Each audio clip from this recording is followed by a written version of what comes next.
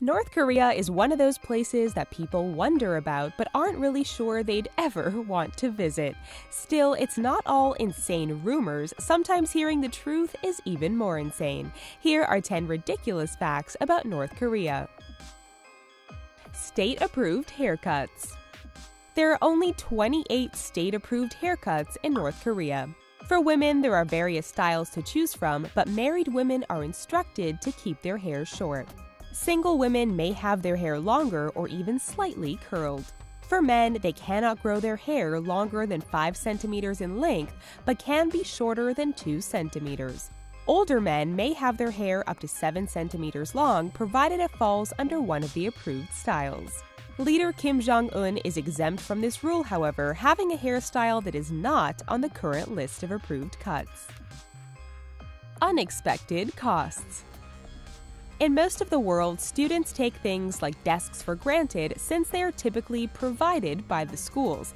In North Korea, families must pay for everything from the desk and chairs to heating fuel for winter months and building materials to maintain the schoolhouse.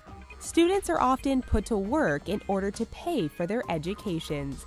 The work can be harsh, however, so many families may try to bribe teachers into excluding their children from the activities.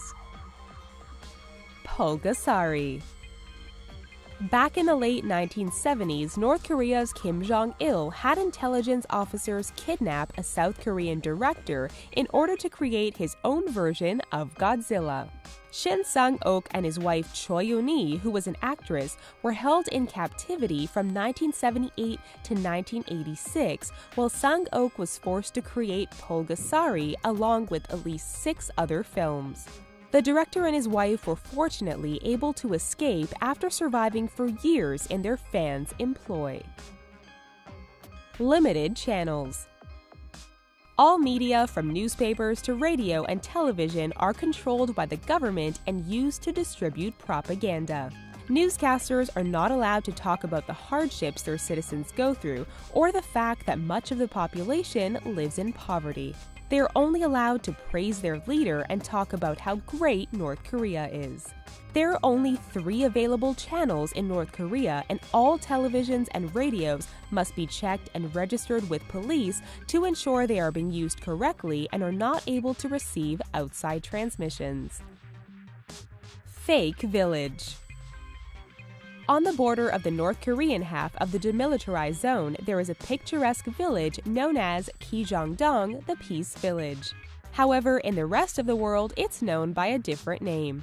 The propaganda village was built by North Korea as a ploy to lure South Koreans to their country with beautifully painted dwellings.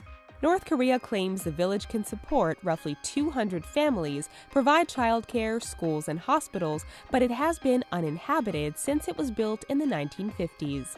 When inspected through modern telescopic lenses, it is clear that the windows have no glass and the lights are all on timers to give the illusion of a functioning village. Sweets Black Market. Since the devastating famine in the 1990s that killed over 1 million people in North Korea, food production has suffered. Luxuries such as sweets, pizza, hamburgers, and fries have even been banned from the country. So when a South Korean factory that employs 50,000 North Korean laborers provided their product in the employees' lunches or in lieu of cash bonuses, they went mad over them. Choco pies are a snack cake with 2 round layers of cake, marshmallow filling, and chocolate shell. Employees who only make around $100 a month would sometimes bring the treats home for their families or resell them on the black market for $10 apiece. When a crackdown was brought about by the North Korean government to stop the sales of the snacks, citing they were a symbol of capitalism, South Korea began sending balloons filled with choco pies over the border. Self-made fertilizer. Once upon a time, the Soviet Union provided North Korea with fertilizer to aid in their farming since they were situated mostly on mountainous ranges and unfavorable ground. When the Union fell, their farms began to suffer.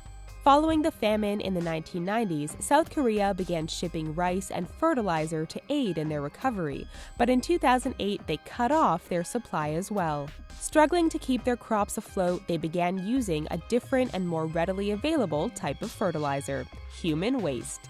The need for fertilizer became so great that human feces are seen as a commodity, and shops have opened up to keep up with demand.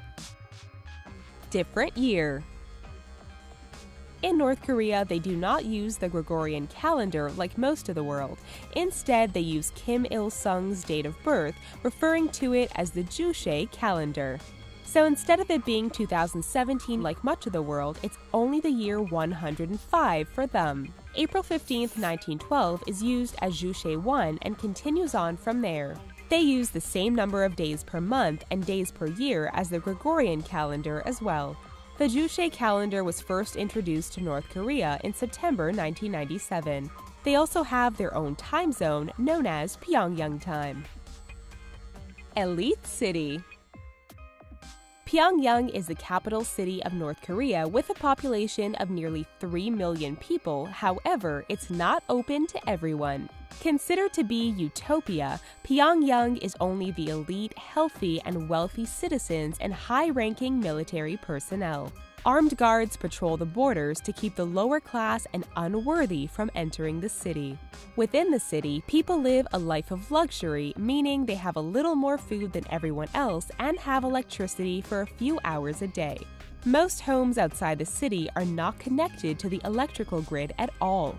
In the winter, the power often goes out completely, leaving even those living within the city in the dark and fending off the bitter cold.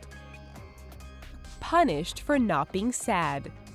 After the death of their great leader Kim Jong-il in 2012, the entire country was devastated. Soldiers, workers, children, and the elderly sobbed and cried when his death was announced, and his body was placed alongside his father as the eternal leaders.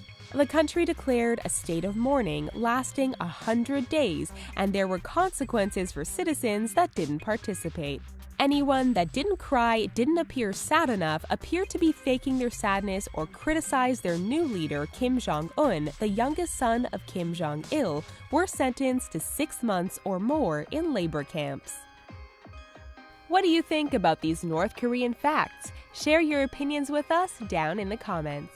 Please give this video a thumbs up if you enjoyed it, and don't forget to subscribe to The Riches for more fascinating facts daily.